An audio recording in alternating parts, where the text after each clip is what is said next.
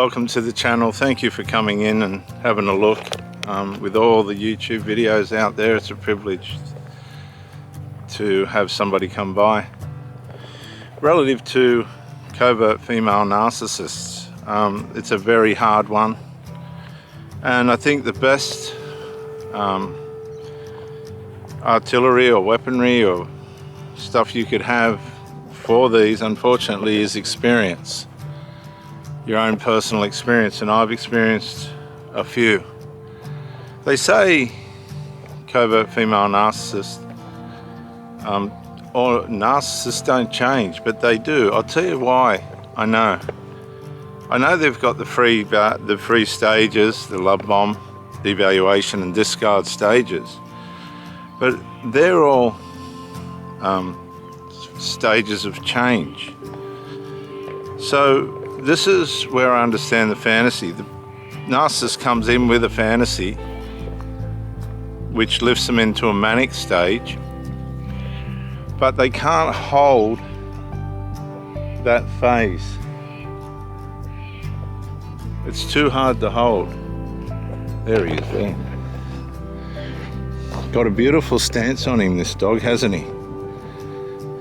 And because that stage, the fantasy love bomb phase, is very hard to maintain, the covert narcissist still is able to change, because I've seen a couple of these women rise, incredibly rise, and then regulate into a pretty well normal sort of relationship. But then on the other hand, I've seen both of them, these two, one 20 years ago. Oh, actually, there's three of them. Yeah, I married one of them. God, what a mistake. Covert female narcissist they can change, they can morph to suit the situation and circumstances that they're faced with. They will morph. They'll morph into all sorts of forms of behavior to accommodate the relationship that they're in. If they've got value for it, it comes down to value, what the value for the relationship is. If they got value, they put more effort in. If they haven't got value, the behavior disintegrates, slowly but surely, guaranteed.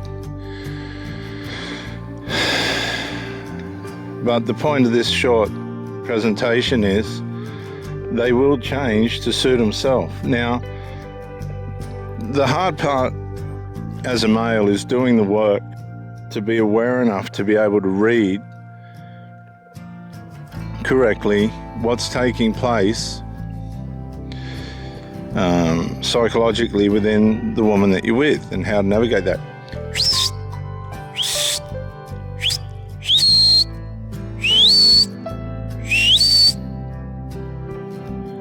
Here he comes, look.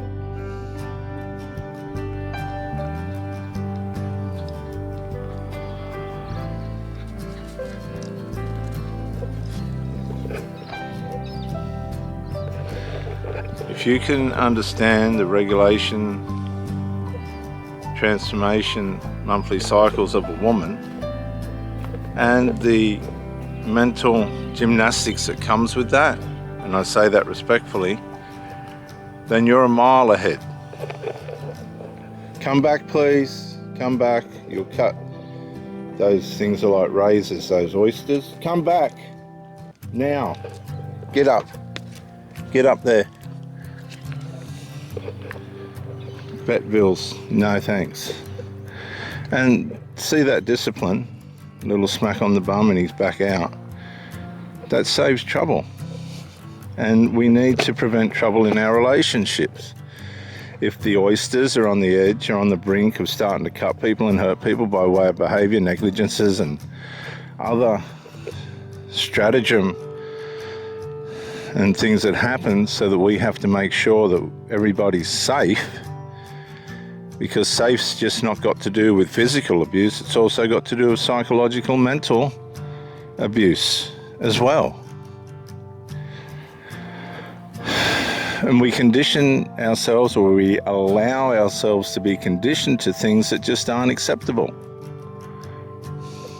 All of us, not some of us, all of us. And in too many cases, we leave unresolved go to the point where it's too late to get counselling and all that. We've allowed the problem to overtake the relationship. We've allowed it. That's something that we've allowed.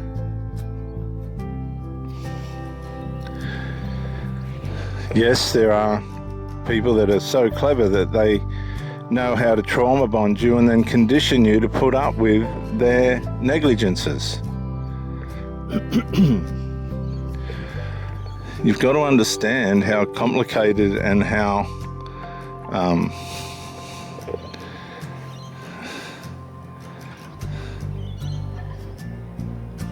complex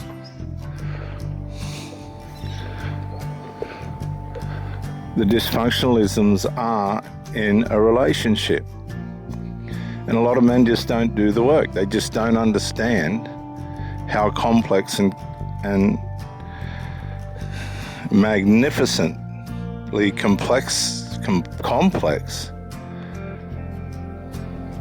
these things are, and how to navigate them in a way in which keeps everybody safe, as I said, and healthy.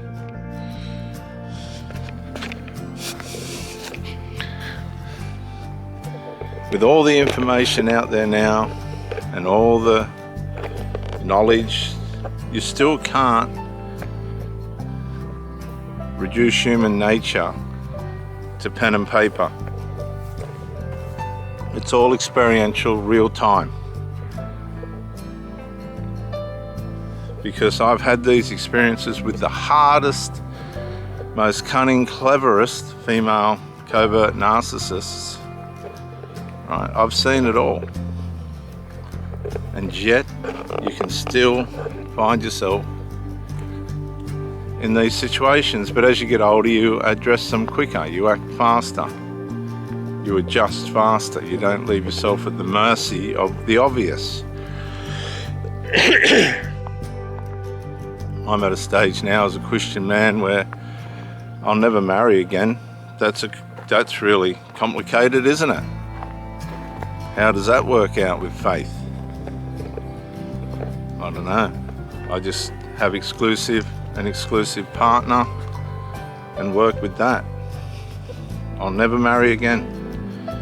It's just been too devastating. And it didn't matter how good or hard or proper you were with it all. It didn't work. And I did that because I was a Christian. I tried.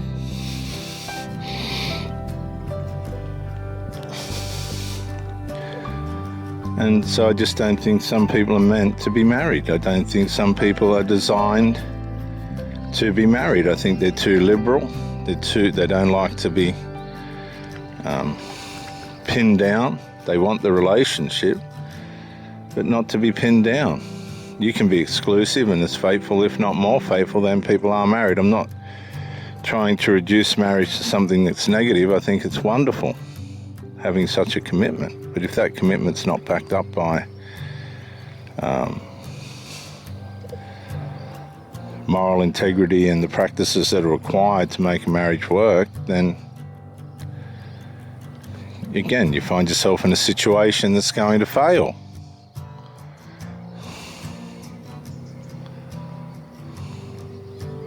And there's all different sorts of instances and ways in which this can happen.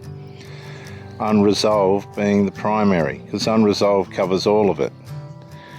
If something's not resolved, like lack of sex, lack of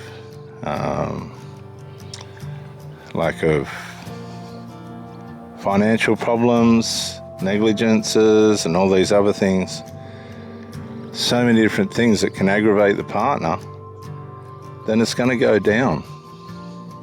It's going to go down in a heap. And you can't criticize the person. If you're in a relationship with somebody and it's just continually showing evidence that it's not going to work, you've got to let that person go, particularly if there's people around that person collapsing, psychologically collapsing, because they're just not used to seeing the levels of attention and love that you might bring. People become, they're not accustomed to it. They're only accustomed to toxicity and abuse. And so, you know, it can get very traumatizing for different people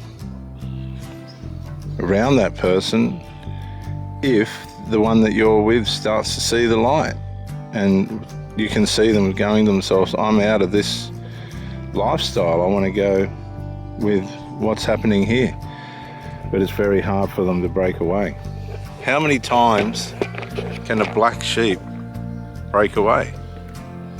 Well, I think a black sheep evolves. I think they can break away at 7 different levels. They can break away from the self, they can break away from the family unit, they can break away from then exterior relationships around that. They can break away from their habits. It's all evolutionary. And people will learn from being with you and you from them, both positive and negative. Everyone learns. And it's from these lessons that we learn, hopefully we won't fall into those traps again. But covert personality disorders are so well refined now, but so is the information that exposes them, that it's hard not to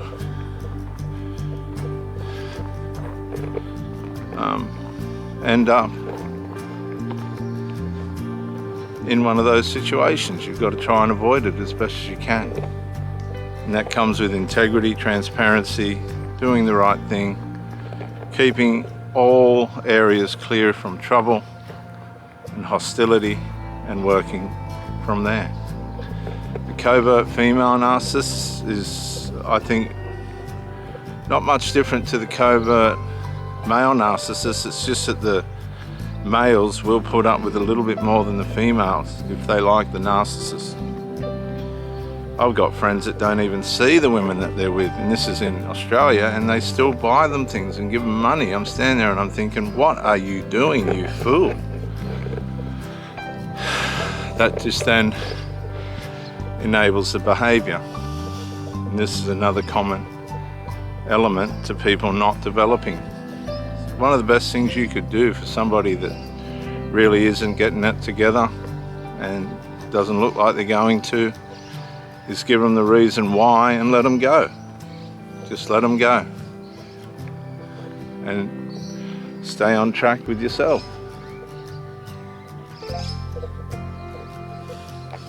Up. Come on, mate. Up. Hey. Up, up, up. Get out of there.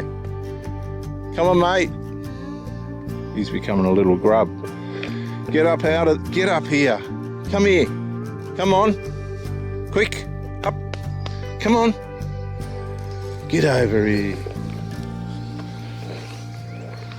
Yeah, the best thing you can do is let the person go, and if they want to learn, they learn. If they don't, they just go back into the darkness, like Dracula with a cross pointed at him, and he just goes back into the darkness and disintegrates more. Some people are happy to live a very low level of life. It's easier for them. They don't want to rise. It suits them to be that way.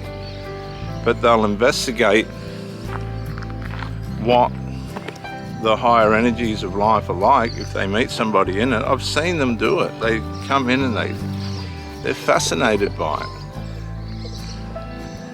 But they just can't maintain it because it's not part of who they are.